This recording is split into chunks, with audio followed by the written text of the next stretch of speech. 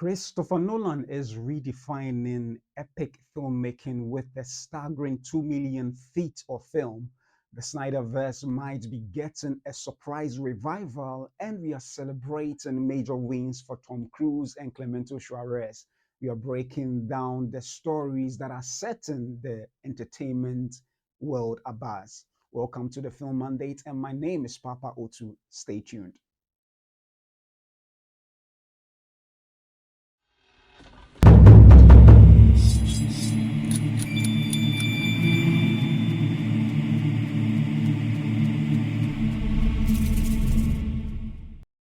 Hello and welcome back to the Film Mandate, where I bring to you movie news, reviews, and reactions, both from the African front and the international scene. And in today's episode, we are covering stories from major blockbusters to award wins. And the very first story will be about Christopher Nolan's epic film, The Odyssey, which is said to have been shot with 2 million feet of film, and that is quite amazing, together with other information from that very production. And also, it looks like there might be or there could be a potential revival of the Snyderverse, as rumors abound with the fact that it looks like the Saudi investors, Christopher Nolan himself, and Zack Snyder may be looking at bringing back the Snyderverse for some actual reasons.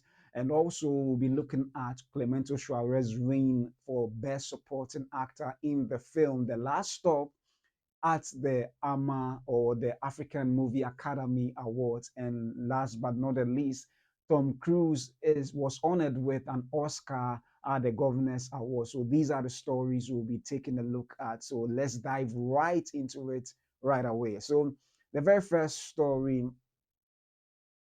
after the major film or epic film of the Oppenheimer, the question on everybody's mind was, what is Christopher Nolan going to do next? There were even rumors that he might possibly actually do a vampire movie. I don't know whether you heard of it, but several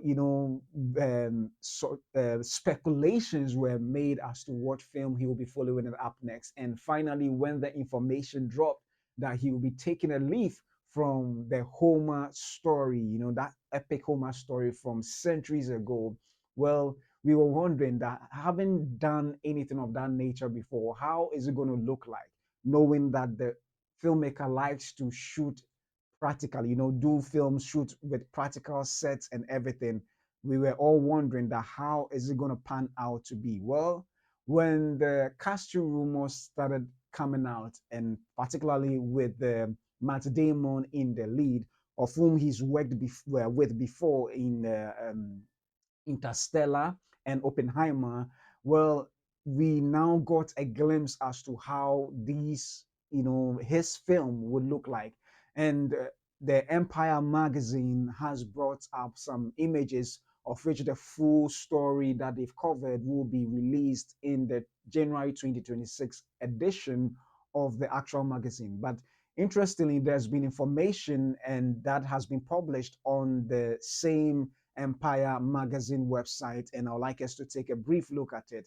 And this is what the magazine has to say about Christopher Nolan's film. So, Christopher Nolan's The Odyssey is the epic to end all epics. We shot over 2 million feet of film.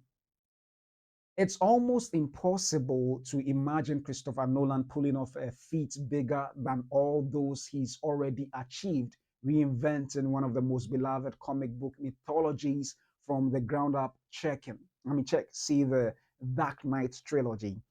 Crafting action set pieces that make equal sense played both forwards and backwards. Tenet, turning the terrifying creation of the atomic bomb into a 3-hour doom laden epic that makes nearly $1 billion at the height of summer blockbuster season. Oppenheimer even cast actual David Bowie as Nikola Tesla. The Prestige. But to quote Inception, you mustn't be afraid to dream a little bigger, darling. So here it is. After Oppenheimer, and all those Oscar wins, Christopher Nolan is dreaming even bigger. The Odyssey begins. For his 13th feature film as writer director, Nolan is going back to where it all began. Homer's epic Greek poem, one of the earliest stories in human history, a sprawling tale that sees Odysseus, here played by Matt Damon, make a decade spanning journey home to his wife, Penelope, in the wake of the Trojan War, enduring unimaginable trials along the way. Emma Thomas, producer and Nolan's wife, said it best: when we first announced the project, it's foundational. The filmmaker tells the empire. So that is quite an interesting bit, or with regards to this story, saying that they shot with over 2 million, I mean, with 2 million feet of film. And when you read other articles, it is estimated that a 2 million worth of film, which is, I think, a Kodak brand that they used, would cost them $3 million. And that is even a budget for an entire film, like as in terms of Hollywood, micro budget film, if I'm to put it that way. So that is quite exciting to see. But knowing Christopher Nolan, particularly from the articles that we read, you realize that every film he shoots, regardless of whether it is science fiction or any other practicality or pragmatic filming, is what he goes for. And the exciting thing about this particular story he's filming, knowing that he wants authenticity to be reflected in every square inch of the film, he went to the place where the story is said to have taken place. So not only is he shooting in the forest and the highlands, but actually shooting on the very sea that Homer's story about Odysseus is said to have happened. And that is quite an interesting approach to filmmaking. And that is something that definitely that if Christopher Nolan is going to make any story at all, his aim is to go for practicality rather than just using a CGI to shoot or to make the film. Definitely, he's going to use what's it called, CGI in places to enhance the film. And that is, I mean, definitely going to be used to make that happen. But one of the things that we cannot take away from Christopher Nolan is his approach to making this happen. And he did say something about how or why he needs to shoot it in the practical sense. Of course, we already know that that's what he's going to do. But he does delve into why he likes this approach for this very film. And that can be seen in a paragraph captured in the Empire magazine, of which I would like to read, because in his own words, it makes it much more powerful than I would summarize or simplify. So this is what he says: such a seismic story requires Nolan, ever a practitioner of practical filmmaking on a grand scale, to level up big locations, big stars, big spectacle. And these are his words. He says that we shot over 2 million feet of film. He reveals the 91-day shoot, and much of that was out on the ocean, where Odysseus sets sail with his battle-hardened men. It's pretty primal. Nolan laughs out of the open seas. I've been out on it for the last 4 months. We got a cast who play the crew of Odysseus' ship out there on the real waves, in the real places. And yeah, it's vast and terrifying and wonderful and benevolent as the conditions shift. We really wanted to capture how hard those journeys would have been for people, and the leap of faith that was being made in an unmapped, uncharted world. And I think this indeed can I mean, these are actually truer words from a filmmaker whose life and blood is pragmatic filmmaking without the affected interruptions of CGI, which definitely it makes films look very fantastical and all that. But when it comes to Christopher Nolan, you can bet your bottom dollar that he's going to go for practicality and nothing else. And from the statement, he obviously wants people to feel I wouldn't say it is even a documentary style filmmaking, but I think one of the approach he wants to, take on this particular film is people to feel part and parcel of what might have actually happened on that very journey. That is why he's even shooting on the oceans and a whole lot more. And I'm thinking maybe soon enough he should do a film with Tom Cruise, whose story will be talking about on this very episode of the Film Monday. But looking at how Tom Cruise desired to always do pragmatic stunts by himself without the added replacement of his face on another body double, it might be interesting to see the two pair up and do a film where pragmatic filmmaking will be to the highest level possible. But regardless, one of the things interesting about this particular production is that whereas other films have been shot with IMAX certified cameras, which are not made by IMAX but other companies, but retrofitted to fit the IMAX standard, for the very first time in history, an IMAX made camera, the 65 millimeter camera, is was used. Actually, I think they are done shooting, so obviously it's in the post at the moment. But for the first time, an IMAX made camera, the 65 millimeter, is being used to shoot the entirety of this film.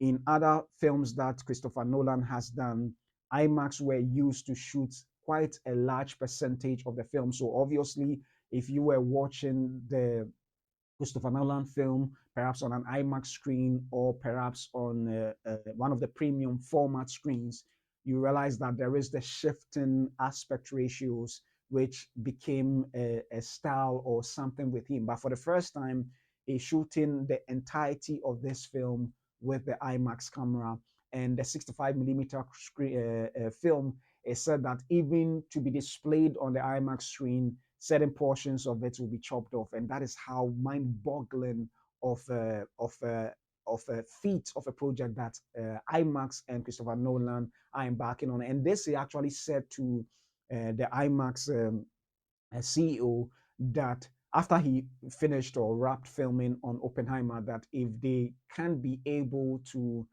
enhance their cameras, he is more than willing to shoot the entirety of his film with the IMAX, and that is quite amazing. And that they did. And so this very particular camera they are using is actually 30% quieter.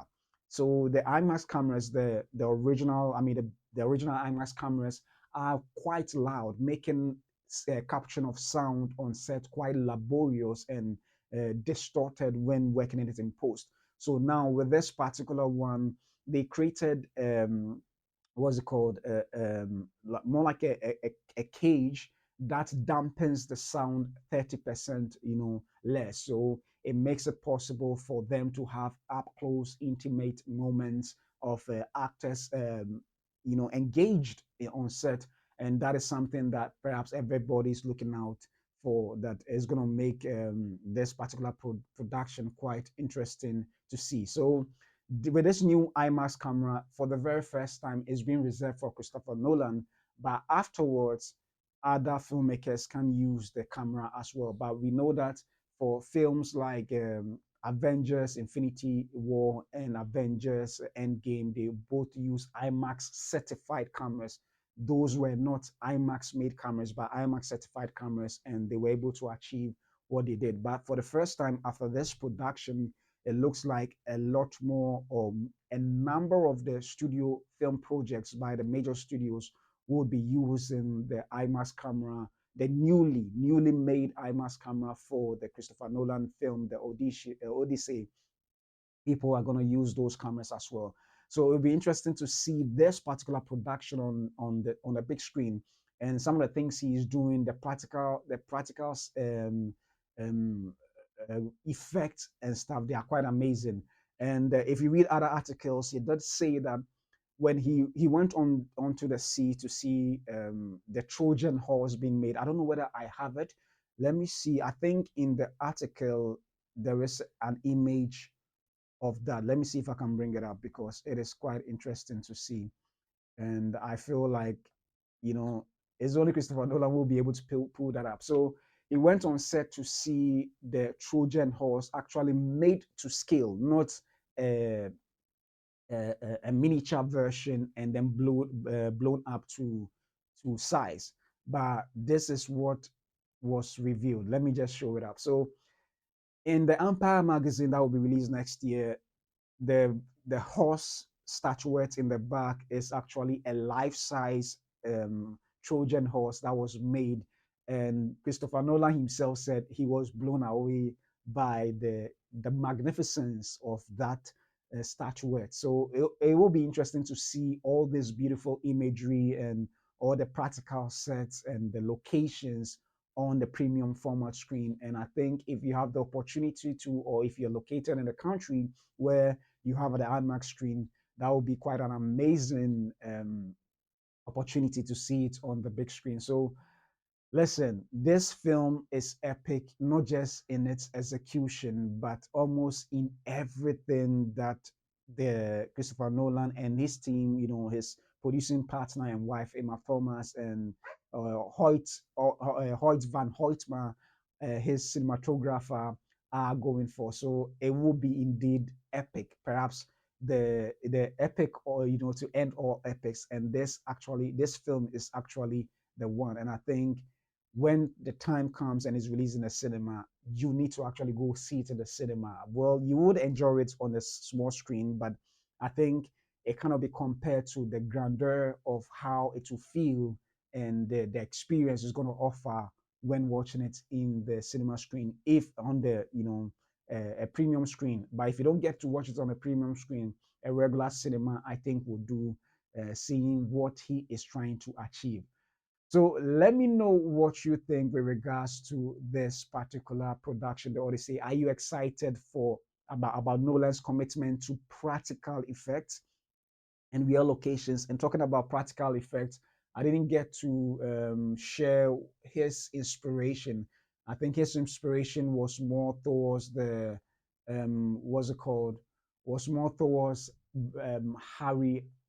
There's a particular filmmaker, J. Harry Hauser or something. Pardon me if I'm not getting the name right, but he did speak of J. Harry Hauser, the one who did um, I'm blanking out on the name. Let me see if I can bring up the name, because that individual was very instrumental in filmmaking, and unfortunately, I think I'm missing out on the name. But the the film of old, the is it Juggernaut, the Head of Medusa, those films made in way back in the old. I'm blanking out on the title of the film, but let me see if I can bring it up, because that filmmaker's practical effects made in the past redefined Jerry Hausner. I hope I'll be able to bring out the name. Okay, so it's Ray Harryhausen. Yeah, Ray Harryhausen, who did films like Clash of the Titans. Yes, Clash of the Titans and Sinbad the Eye.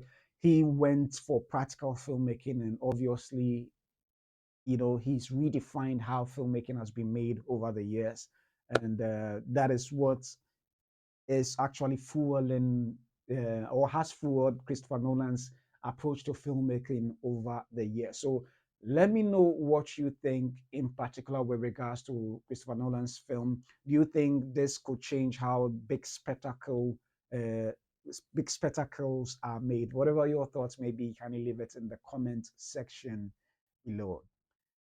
So moving on from one, you know, amazing or iconic filmmaker to another, Zack Snyder, whom Christopher Nolan has actually worked with, particularly on the Man of Steel production.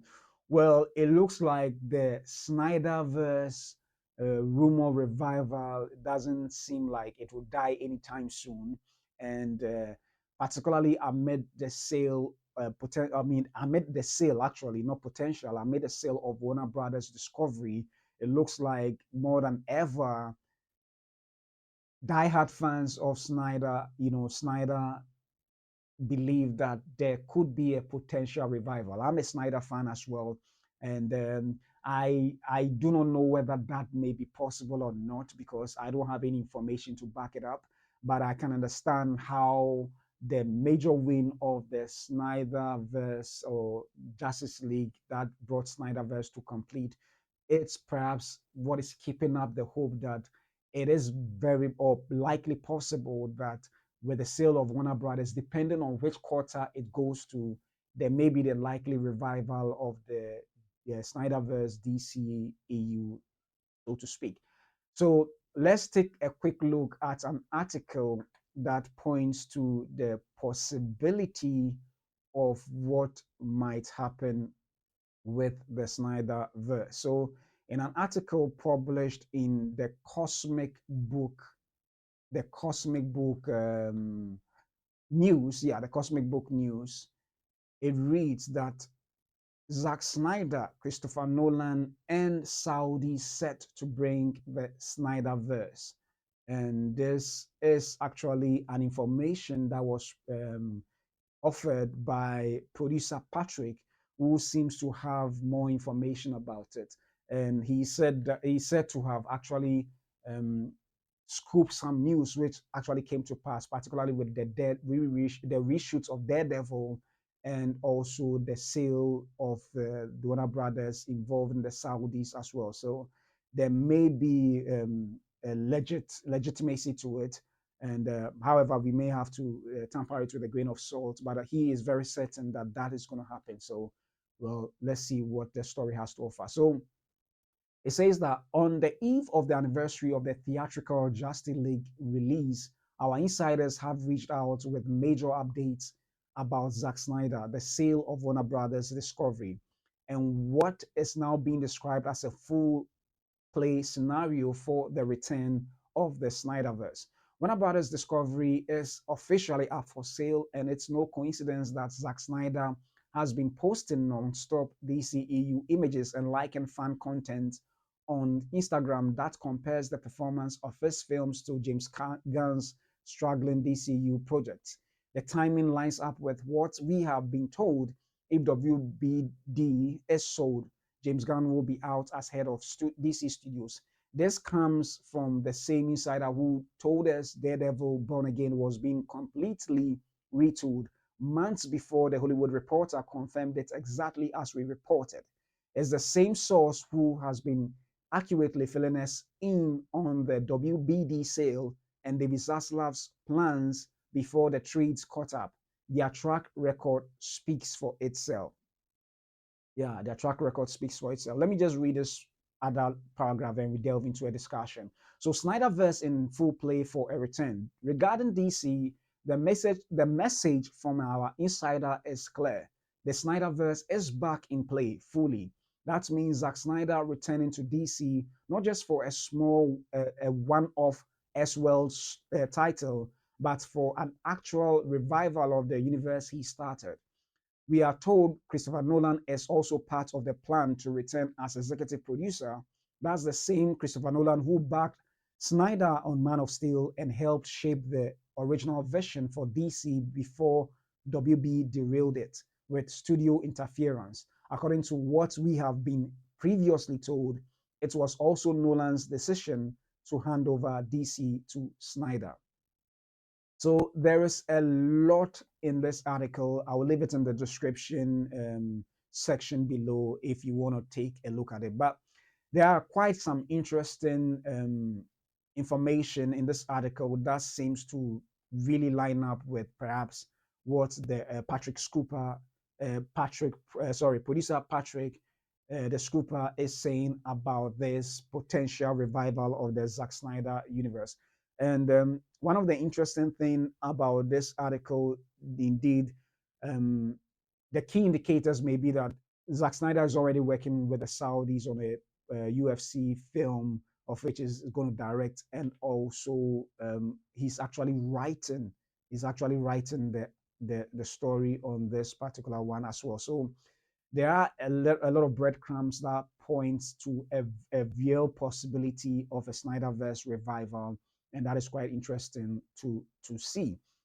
And for I mean, I must say that for a lot of us who love what Snyder did with Justice League, would have been happy to see it officially end, but unfortunately, it didn't go the way as expected, as the other installations in the DCEU at the time weren't really pulling um, numbers as expected, and it can be understood looking at how reactionary the executives then of Warner Brothers were with regards to the the the revenue of Man of Steel. But I mean, admittedly, it was a little divisive as the audience were torn apart with regard, or were divided as to whether they like the approach of Man of Steel or not. I for one, I did, but I can understand why others didn't. If you currently take in how a different set of the DCU fandom seems to rally so strongly behind James Gunn's Superman. And I will admittedly say that I enjoyed James Gunn's Superman, but definitely I preferred the Man of Steel by Zack Snyder, because, and I can understand um, how perhaps opposite, how far some fans, particularly those who may be diehard fans of Zack Snyder, may not like what James Gunn's approach to Superman. But I can understand both worlds clearly, because when I watched the Superman film from James Gunn, I can understand why.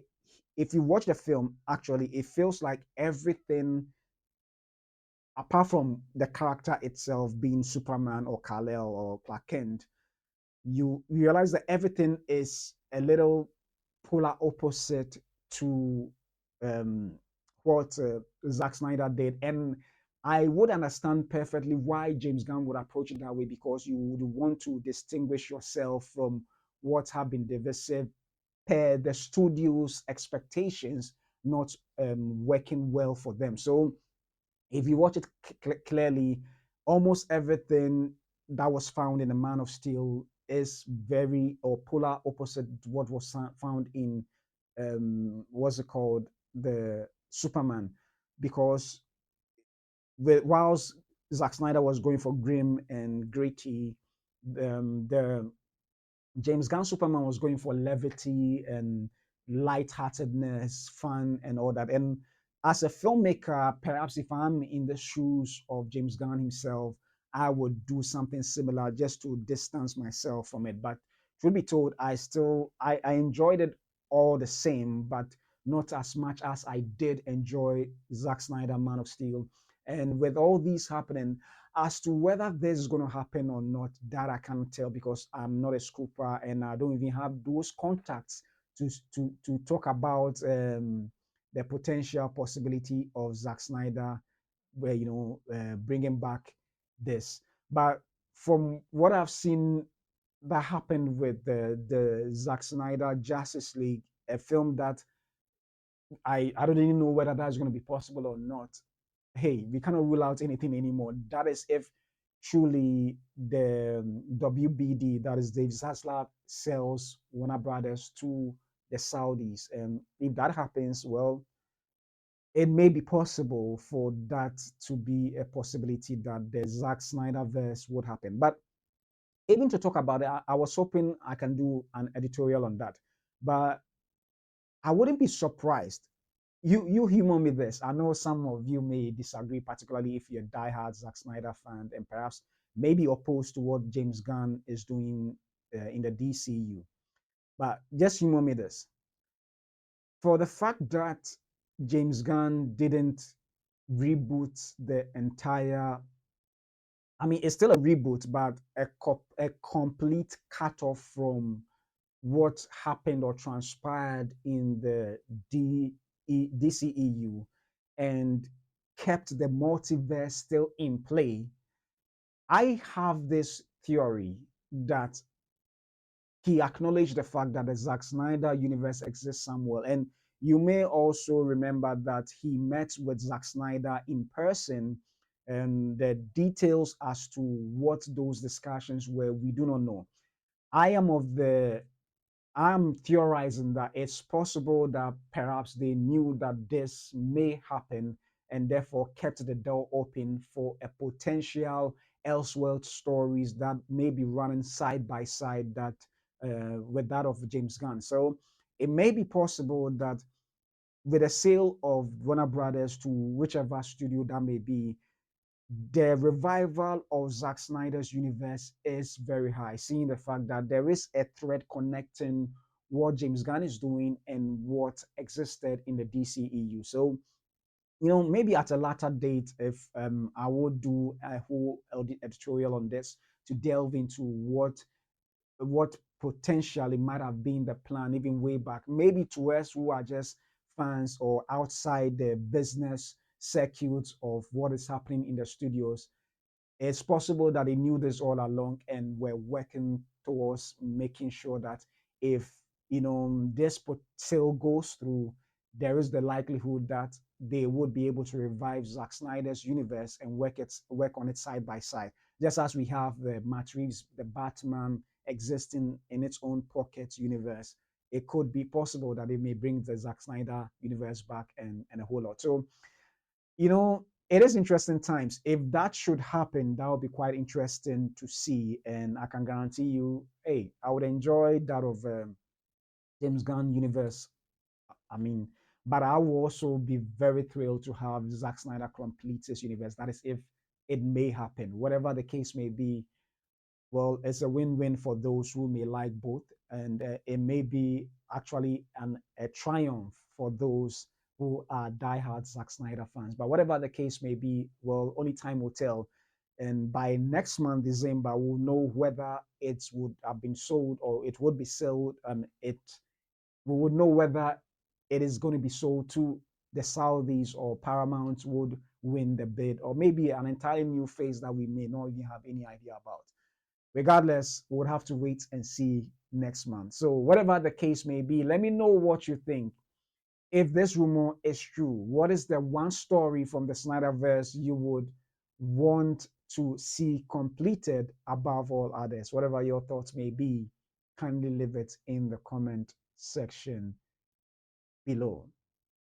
So moving on from major blockbuster films, now we go to the awards arena where we are going to celebrate with Clemento Suarez, a Ghanaian filmmaker, a Ghanaian comedian, a Ghanaian MC. I mean, he's the one on your right, together with Ajete Anan, in the very film that won him the award for the best supporting actor role at the um, um, Africa Movie Academy Awards, and Clemento Suarez came out on top in that segment. And for those who may not know Clemento Suarez is not just a stand-up comedian.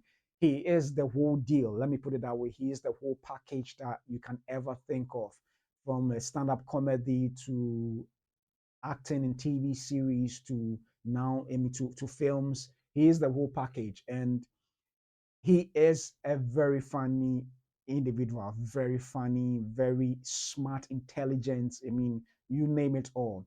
And he won for this film in particular. And it's of no surprise because his performance combines both levity and deep emotional, or him being able to emote, such powerful feelings and emotions in him as a performer. And I can guarantee you, he's deserving of it. He's really deserving of it. And I am excited about him. He's also a Ghanaian, so obviously, hail to him as Ghanaians, a brother supporting a brother as well. And he is amazing. He's an amazing performer. And he's done several films. For those who may not know some of the films or productions he's featured in, talk about KTK, Away Bars, Freedom and Justice. I mean, last stop, this one, Three Idiots and a Wise Man and Train.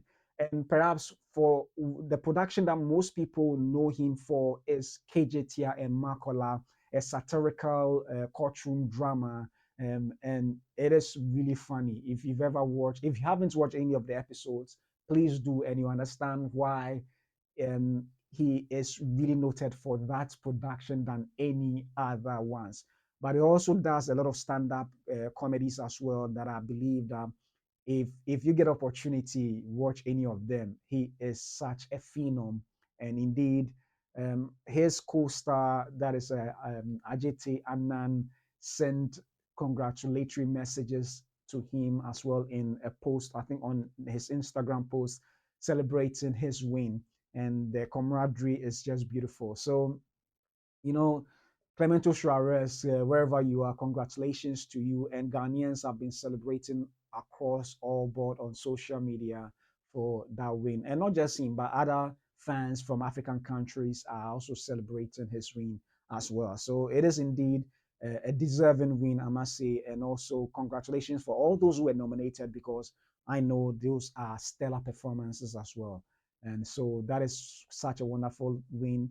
And Ghana is flying high the flag through Clemento Suarez. And thanks for representing us this big on the African stage. And we are really proud of you. We are really proud of you. So from one major awards to another, we now move to another Academy Awards, and we're talking about none other than the Oscars. And it is indeed amazing to finally see that about four-time nominated nominated filmmaker in the Oscar Academy Award, Tom Cruise, has finally received an honorary award at the Governors Award of the Oscars. And indeed, I must say that perhaps it's long time coming, because if you look at the roster of films and the contribution that Tom Cruise has made to the cinematic world, I wouldn't just say America, but the cinematic world at large, it is amazing. From the action epic films of Mission Impossible's Edge of Tomorrow to the science fiction films with the legendary filmmaker Spielberg, that is a Minority Report and the War of the Worlds, to some of the romantic comedies of, the romantic films like Endless Love. That happened. I don't know whether that is his first film, but the Endless Love, he played a role of Billy, and to the courtroom drama of the one he starred opposite, is it Nicholas, why am I blanking out on the name? But pardon me. Is it Tommy Lee Jones? Yeah, Tommy. Is it no, not Tommy Lee Jones? Pardon me, I'm just blanking out on the name. But he's done it all, and one of the things he's done to contribute to filmmaking is keeping the light, or bringing spotlight onto stuntmen. And listen, we watch Hollywood filmmaking, and not just Hollywood, maybe also from the East, from China and other places, and all these films are set or filled with a lot of action sequences that, until recently, the computer imagery can never replicate. But even with that, the authenticity of real life stuntmen, you know, exhibiting such their dexterity of certain fight sequences that we marvel at. Sometimes I even think still, CGI may not be able to replicate it in the way that is original and that is human. And that is what this filmmaker has been able to achieve. And not just with action sequences, or but in terms of even using real life vehicles to replicate what real life um, vehicles would feel like. And talking about Top Gun, he's done it all in the Mission Impossible film, scaling buildings, riding planes. It is amazing with this filmmaker. It is really amazing with this filmmaker. And honestly, let me just read an article that speaks to how profound of a filmmaker is. When it comes to him, he's actually synonymous to film. Let me put it that way. He's synonymous to film. He's not just a filmmaker, but a very let me just read it. Yeah, so this is what it was captured in a Variety article, and it says that Tom Cruise accepts honorary Oscar with emotional speech at Governors Awards. Making films is not what I do; it is who I am, and I love that statement so much. I love that statement so much, that it is not what he does, it is who he is. Let me just read what he said, and it's very powerful. This is what he said: the cinema, it takes me around the world. Cruz said, it helps me to appreciate and respect differences. It shows me also our shared humanity, how alike we are in so many ways. And no matter where we come from, in that theater, we laugh together, we feel together, we hope together, and that is the power of this art form. And that is why it matters. That is why it matters to me. So making films is not what I do, it is who I am. And wow, that is a beautiful, beautiful speech. I mean, for those who are avid, passionate fans of filmmaking or film in general, maybe to a degree, I can't relate to that because the level of success and things is done is on a different level altogether. But for me, as a passionate film fan, liking films from the first time I was introduced to it, I kind of understand and relate to it. And hoping that someday I will be able to aspire to that level of success that he has achieved in my way as a writer and director as well. But for what he said, it is really beautiful. And if you watch excerpts of the award ceremony, one thing I liked about Tom Cruise is how he acknowledged every single person he had worked with in that room at the time. You know, he acknowledged Spielberg, Debbie Allen, uh, um, Inaratu, who is directing his next film to be released next year. He acknowledged every single one of them and appreciated them so much. And that is indeed a yeoman's job for such a thing that he did.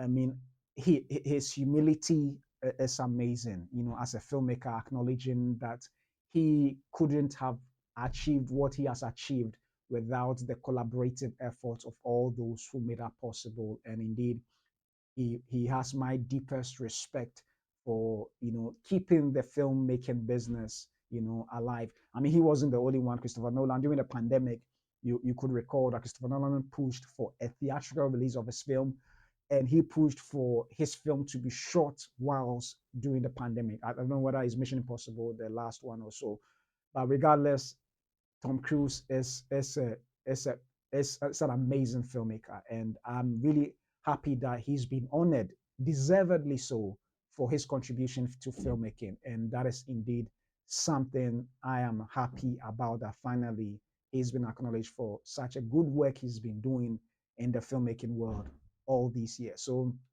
yeah, that is quite an amazing feat, and well, let me know what you think about his win. You know, his win. What do you think of the statements that filmmaking is who he is, and what's your favorite Tom Cruise film, and why? Whatever your thoughts, kindly leave it in the comment section below. And all too soon, I have come to an end of this episode of the Film Mandates. Thank you so much for joining me for this episode. And I'll be coming your way more with some interesting news tomorrow as well. So tune in also for that episode as well. But don't forget to subscribe to this channel and share and like this video as well. So my name is Papa Otu, and this has been the Film Mandate. I will see you soon tomorrow.